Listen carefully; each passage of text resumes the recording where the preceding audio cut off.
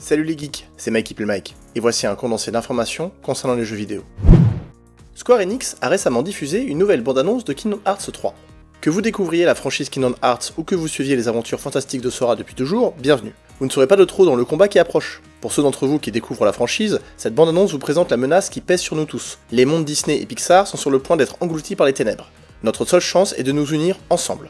Accompagner Sora, le porteur de Keyblade, à travers l'univers Disney-Pixar à la rencontre de personnages et de lieux familiers, et lutter contre les sans-cœurs et les ténèbres propagées par Maître Xehanort. Les développeurs ont profité de cette bande-annonce pour déclarer qu'ils ont terminé le développement de Kingdom Hearts 3. Le processus de création du jeu est donc terminé, et il sera bien disponible sans faute le jour de sa sortie officielle. Kingdom Hearts 3 est prévu pour le 29 janvier 2019 sur PS4 et Xbox One.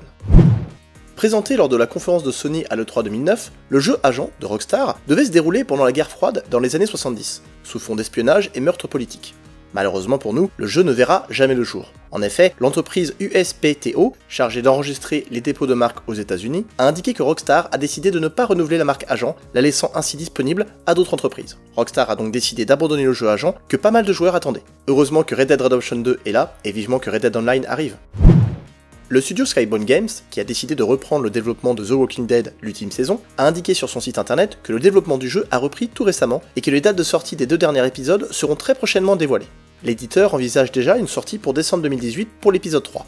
Le studio indique également que même si les précédentes saisons de The Walking Dead ont disparu des boutiques en ligne, elles seront de retour très prochainement. Si vous avez déjà payé l'ultime saison au complet les geeks, rassurez-vous, vous n'aurez rien de plus à payer.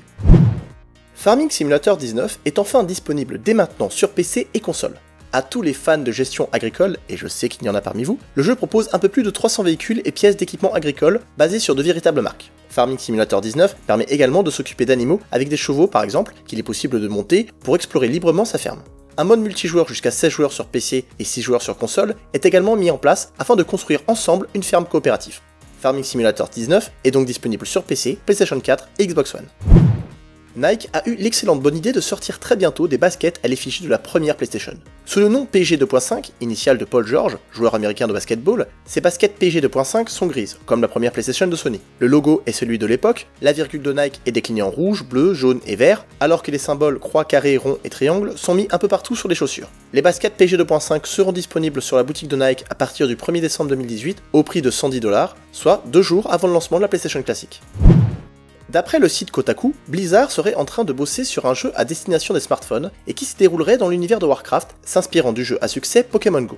Il faut savoir que beaucoup de développeurs de chez Blizzard jouent énormément à Pokémon Go. La célèbre statue d'orque au centre du campus du studio Blizzard est d'ailleurs une arène. A savoir également que le lead designer qui travaillait avant sur World of Warcraft est un gros fan des Pokémon. Ce Warcraft version Pokémon Go comprendrait d'autres fonctionnalités, notamment pour pouvoir y jouer en solo. Toutes ces informations viennent d'une source de chez Kotaku, qui est souvent au courant de bonnes informations avant tout le monde. Attendons quand même que le studio Blizzard fasse une déclaration officielle pour ce jeu à destination des smartphones.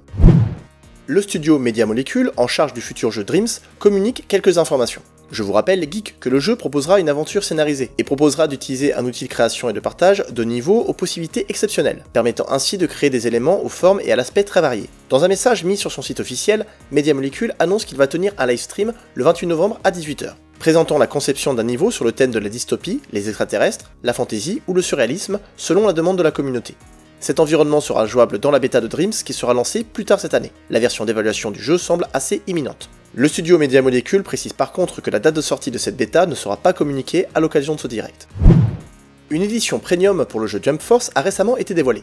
Celle-ci contiendra le jeu complet plus le Character Pass, 9 personnages additionnels, 16 t-shirts pour l'avatar et 4 jours d'accès anticipé sur chaque DLC, un steelbook, 3 planches d'artwork et un ensemble de cartes postales. Cette édition est exclusivement disponible sur la boutique de Bandai Namco en Europe et est au prix de 119€. Si vous réservez le jeu en version numérique, les réservations seront récompensées par l'obtention des bonus de précommande, comprenant un véhicule pour le lobby et 3 tenues. Vous bénéficierez également d'un t-shirt pour l'avatar avec un logo Shonen Jump Pirate et un thème sur PS4. Une Deluxe édition de jeu sera également disponible et comprendra le jeu en version standard accompagné du Season Pass composé de 9 personnages disponibles après la sortie du jeu ainsi que l'accès à chaque DLC 4 jours avant. Une version Ultimate Edition sera aussi disponible et contiendra tout ce que je vous ai cité précédemment en y ajoutant 16 t-shirts pour les avatars dans le jeu, un starter pack contenant des items complémentaires, des boosts et surtout 3 jours d'accès anticipé au jeu complet avant sa sortie. Concernant les avatars personnalisables, des images montrant les possibilités de personnalisation ont aussi été dévoilées. Le mode de création d'avatar contiendra donc toutes les parties composant les personnages des franchises présentes dans le jeu. Cela signifie que vous pourrez mélanger des éléments de Dragon Ball ou de Hunter x Hunter avec d'autres éléments de Yu-Gi-Oh!, Naruto ou n'importe quelle autre licence de Jump Force, créant ainsi des milliers de possibilités uniques. Jump Force est prévu pour le 15 février 2019 sur PC, PlayStation 4 et Xbox One. Universal Studios a confirmé enfin la construction du parc Super Nintendo pour leur parc à Orlando aux États-Unis. Dans celui-ci, vous pourrez visiter différents lieux ayant pour thème des licences populaires, comme Super Mario, The Legend of Zelda, Kirby, Donkey Kong ou bien encore Star Fox. Il y aura même une attraction consacrée à Mario Kart. Trop cool! À quand un parc d'attractions Universal Studios en Europe? Ça serait cool qu'un tel parc voit le jour sur le vieux continent. N'hésitez pas à me faire part de votre avis en commentaire. En 2015, le jeu Shenmue 3 avait lancé sa campagne de financement participatif sur Kickstarter.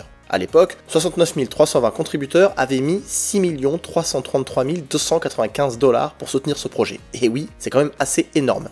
La communauté pouvait continuer à précommander le jeu et faire monter la somme via le programme Slacker Baker sur le site officiel du jeu. En juillet 2018, le montant total des sommes reçues avait dépassé les 7 millions de dollars et la semaine dernière, la campagne a été clôturée enfin officiellement.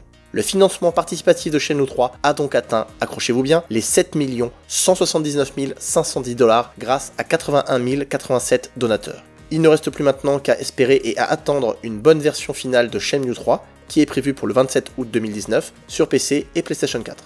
Voilà pour les infos jeux vidéo de la semaine, c'était Mike, salut!